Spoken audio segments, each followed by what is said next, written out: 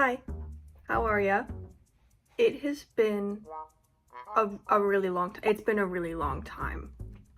I've been in my apartment for a year now, but it's this channel's first time seeing it. Ignore how there aren't pictures in the picture frames. I'm working on it.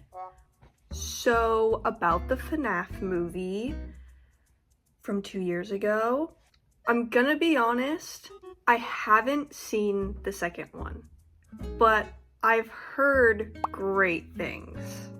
And by that I mean I've heard it's not any better than the first one, which isn't saying a lot because the first one isn't really great either. But because the second movie isn't as different than the first one, I think my opinions about the first one are going to also apply to the second movie, even though I haven't seen it yet. And I figured if I have more opinions after seeing the second movie, I'll just make another video. So even though the second movie already came out, this video is primarily about the first one because I'm 2 years too late, but that's not gonna stop me from sharing my opinions when I have the time to.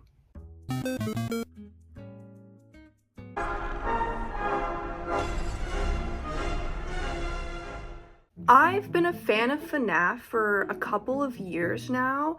I know all the lore up until like Fazgoo and Remnant, and then you kind of lose me, but I'm pretty in-depth into the fandom. Watched the game theory videos a couple times over the last few years.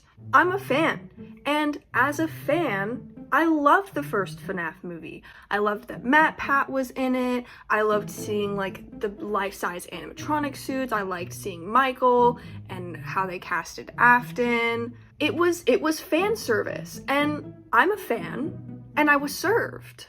But that's about where my positive opinions end when it comes to this movie. For those of you who do know the FNAF franchise, let me take you on a trip down memory lane. It's 2014. You just watched Markiplier play another scary game. It's like a messed up Chuck E. Cheese. These animatronics are cute, and then all of a sudden, one of them's not on the stage. And you're scanning through the security cameras, and you're like, where the hell is he? And you see that he's in a different room. But you never saw it move. Before you know it, it's at the door. And the guy on the phone's telling you that they'll grab your body and they'll stuff you in one of the suits with all of these machine parts slowly stabbing you until you bleed out and die. And the stupid thing's at the door. Now they've got you surrounded and you can't leave your tiny security room, and you're closing and shutting the door, but then the power's about to go out.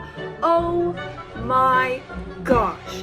Do you see what I mean? Let's not forget where we came from, guys. I know it's been a lot of books and it's been a lot of spin-off games and there's like multiverses now, but let's not forget the feeling of the original game. I was getting anxious last night rewatching Markiplier's video from 11 years ago. And the fact of it is, the first movie did not do the first game justice. Anyone who knows nothing about this franchise is gonna watch the first movie and be like, this is what you guys are into? And I can't blame them. I honestly can't blame them. Because the first game was just a perfect combination of a ton of things, and the first movie just doesn't hit any of those marks. These people whose introduction to FNAF was the first movie, they don't know the stressful environment, they don't know the flipping through the cameras, they don't know looking away and looking back and suddenly it's like closer to you. They don't know the theory crafting. Guys, that's the whole reason why we're here in the first place. The way that it Easter egged smaller parts of a bigger story in the peripherals of a stressful environment. It was amazing, and that's the whole reason why we're even here getting a movie about a video game to begin with. So for my general opinion, and I'll get into more specifics, but for my general opinion, I think they should have stuck with the first game a lot more than they did in the first movie. It would have made it an actual horror movie, and it also would have made it easier for audiences to digest. There are 4 different ways that this movie disappointed me in the way that it wasn't like the first game, and the first one is the way the animatronics move.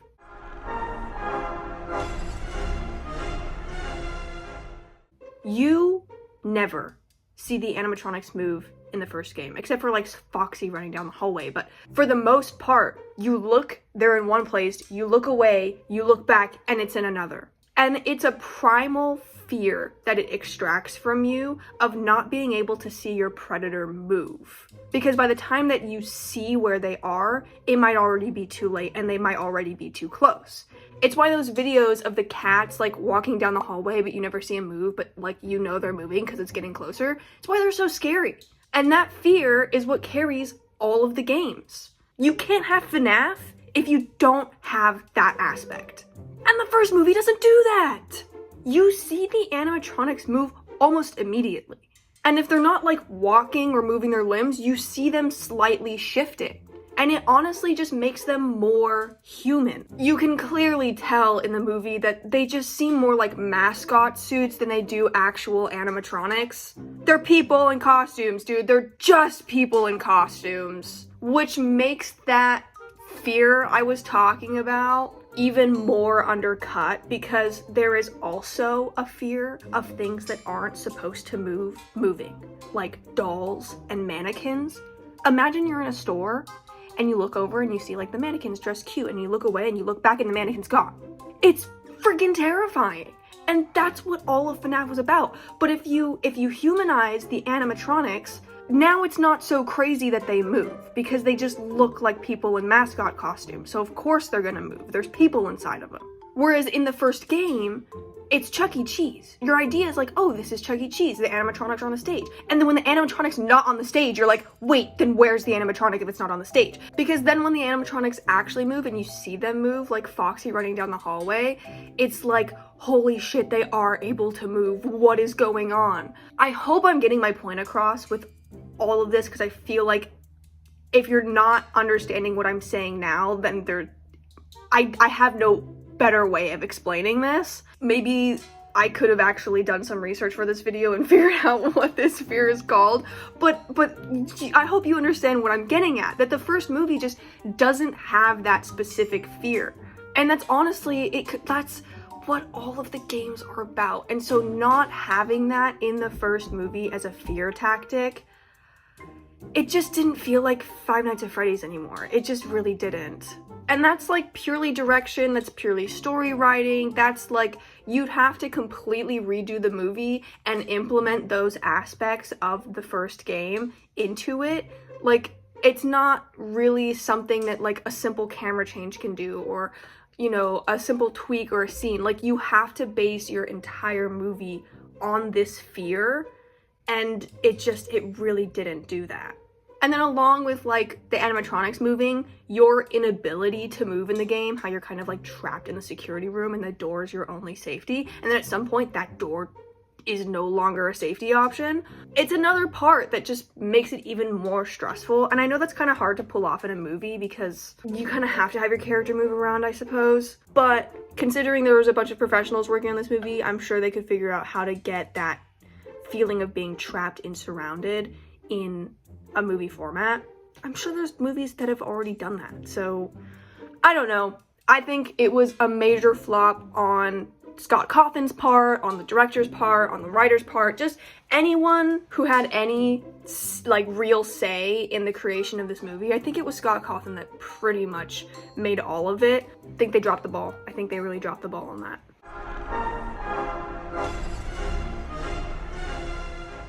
Now I know this is like a really basic concept in film, but it's true, and it's really what made the first game take off and why the first movie like kind of fell short.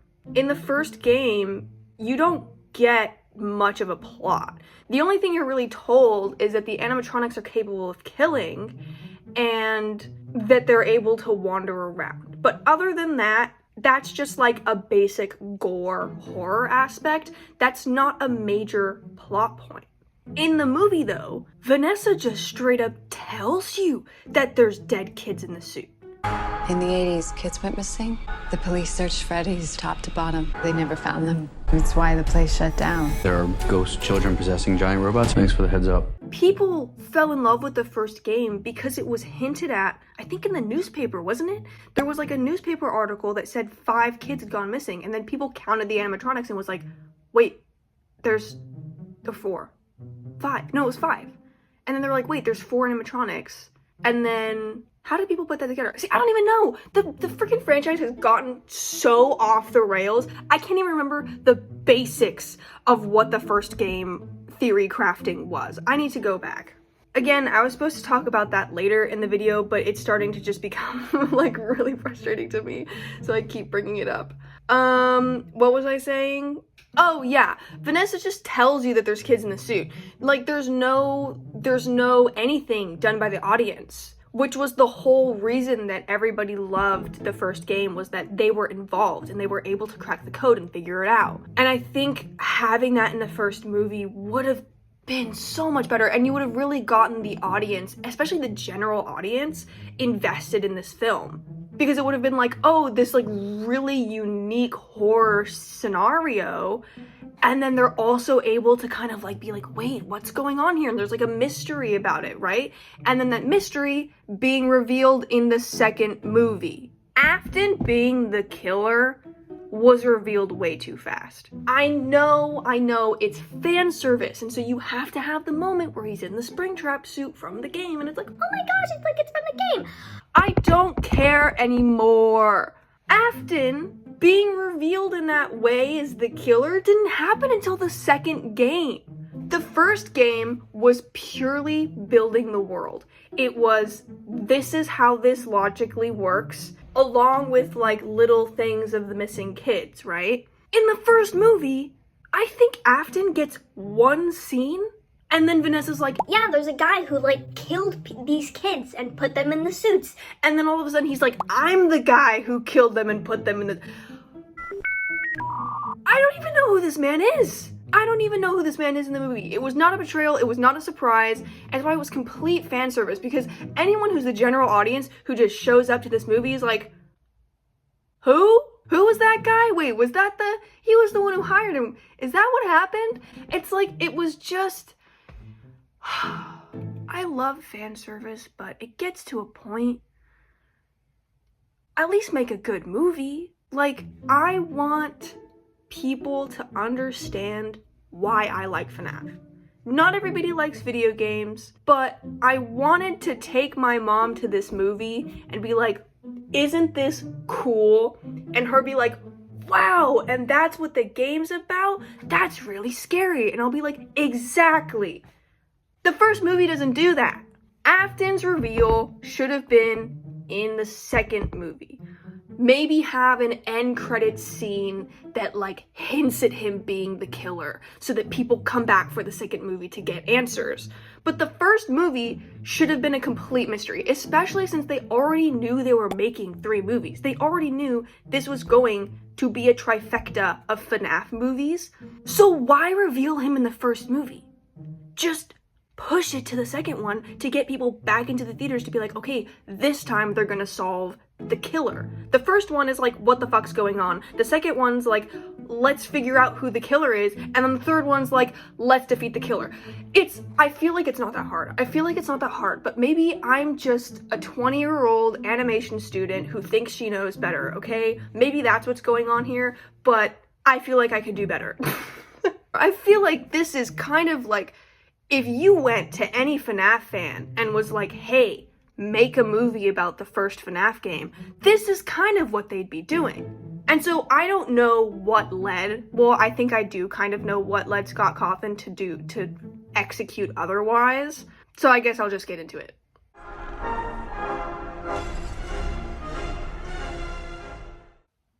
I'm gonna be real for a second. What is actually going on. I'm seeing more and more franchises get just completely eaten alive by capitalism. Because a sequel is kind of just par for the play at this point. Like, if your movie doesn't set up a sequel, you're probably not going to get greenlit. And I think we're seeing it with Marvel. I think we saw it with Marvel first, was like, they kind of started getting into the multiverse because they were running out of things to do, and now it's just bad. Like, it is movie after character after bad movie after bad movie, and I think it's bad for slightly different reasons, but you could blame it on, like, just not stopping. Just stop at Endgame. That's all you had to, just done, over, Avengers, we're out, I didn't even realize the lamp was in frame, that's unfortunate. But, like, just stop. They just don't know how to stop anymore. And I have a feeling Stranger Things is doing the same thing, because they said season 5 is the end of Hawkins, but that it's not the end of the Stranger Things universe, which means there's going to be sequels, and there's probably going to be prequels, and there's going to be short series, and there's going to be spin-offs, and I genuinely, it's sad when something that was so good in the beginning, because of the mystery, at some point you're going to know what the mystery, like, you're going to solve the mystery. But I feel like every time the mystery is solved, they just keep dragging it out. And then I'm, like, not entirely sure what's happening anymore. So back to FNAF, because that was kind of a tangent. Maybe I can explain this better using FNAF as an example. In the first 3 games, it is Afton is the killer. He killed these kids. You figure out he put them in the animatronic costumes, which, like, holy shit. The movie didn't do that justice either, because that's insane. Like, that was a crazy thing to discover. And, like, it was solid. It was a solid story. And then there was, like, Sister Location and, like, FNAF World, and now there's Secret of the Mimic and Into the Pit. And I'm just confused now. Like, the first, I want to say 5 games, I think up until Sister Location, everything kind of made sense. And the theory videos made sense, and there was a general plot line, and people were piecing it together, but, like, it was a story. I don't think it's a story anymore. Now we've got several books, each that are different timelines, but now there's, like, Remnant and, like, Fazgoo, and children robots are now a thing, and, like, endoskeletons going into people's, like, I think we've lost the plot, I guess is what I'm trying to say. And I think what really failed these movies, and I haven't seen the second one, but I can't imagine it's any different. Scott tried to put all of FNAF everything, the books, the several games, the theories, into a blender, mix it up, and sell us the smoothie. But I don't want a smoothie. I think what he should have done that would have made a better movie is strip all of it. Forget the books, forget all of FNAF World, and just the first game. Just the storyline of the first game. It wouldn't have been as fan servicey, but it would have made for a better horror, like, franchise, and it would have really, really done service to the games that he made, and I think that was the grave mistake. I don't think instead of trying to mix everything together, he should have just done the bare bones. The bare bones of what's been carrying this franchise forever, which is the fear mechanism I was talking about, the mystery of, like, where are the kids' bodies? Are they in the animatronic suits? Who's the killer? That initial excitement and interest that everyone had in the first game, and just made that into a movie format. I think right now Scott is so focused on trying to make a cohesive plotline, but you can't anymore. After branching out and letting capitalism have its little hands on you, you can't make it cohesive, you can't make it coherent. And I think I'm very afraid that the same thing's gonna happen to Stranger Things because season 5 was not great. I mean, it's not over yet, but that writing was rough. And so I'm noticing a pattern in franchises now. I saw it in Marvel, it's now in FNAF, and now I'm worried that Stranger Things is going down that same pathway. And I just wish that everyone could remember what the roots of Five Nights at Freddy's was and where we all came from. And maybe I'll watch Matt Pat's first Five Nights at Freddy's theory after recording this, because it really does just remind me of like why I'm here in the first place. And I really think there was a big missed opportunity, and I know I've said this so many times throughout this video, but I think there was a really big missed opportunity for Scott Cawthon and for the people working on these movies to bring us back to what got us here in the first place. And I think they're too caught up, too lost in the sauce to be able to kind of see that and see what people actually want to see. And I'm sure there are people who did enjoy the FNAF movie and they're like, what, you said you didn't like it? But we're not stupid. Anyways, I think I got my point across. That's kind of all of my thoughts, and I imagine that once I watch the second movie, those opinions are not gonna change.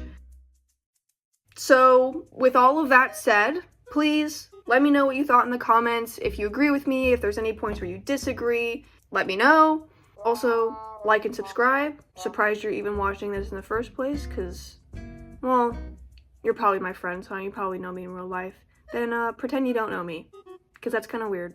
Anyways, typical stuff, like, subscribe, follow, hit the notification, whatever the people say nowadays.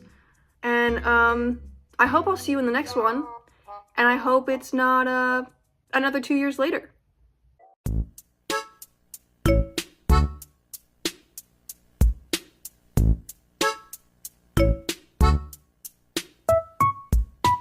I hope I made sense. I feel like I didn't make any sense.